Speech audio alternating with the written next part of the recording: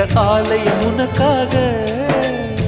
வானில் ஒரு புயல் மழை வந்தால் அழகே என்னை எங்கனம் காப்பாய். கண்ணே உன்னை என் கண்ணில் வைத்து இமைகள் எனும் கதவுகள் அடைப்பேன். சத்தியமாகுமா?